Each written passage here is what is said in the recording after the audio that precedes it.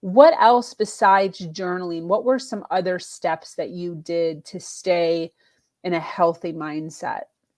Yeah, great question. I put myself in therapy. I found a really great therapist. I fired my first one. She was not super great, but really connected with my second one. So, for anyone out there who's like, I tried therapy and my therapist isn't a good fit, great. You don't have to stay with a therapist that isn't a good fit. And I'm glad somebody told me that early on.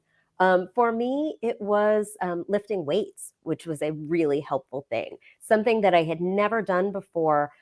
Actually, just shortly before this happened, um, I had been driving just near my home in my neighborhood, and I rounded a corner that I go by almost every day.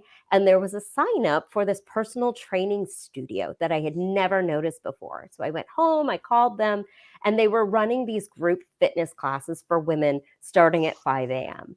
And I was like, cool, I want to get up and be at the fitness place for 5 a.m. That sounds really great. And they were offering some 2-for-1 specials so I could get 2 months for the price of one.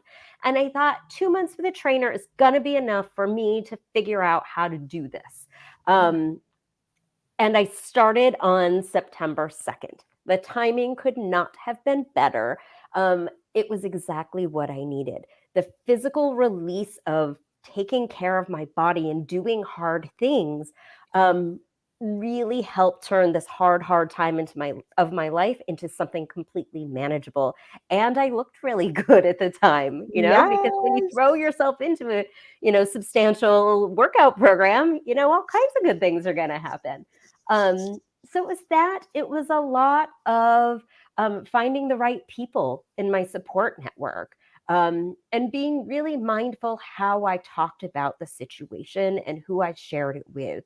That while I didn't keep any secrets necessarily that I was getting divorced, I was very careful who I shared the details with, because I find in all of the people I know who've gotten divorced, the ones who seemed to do the best were the ones who did not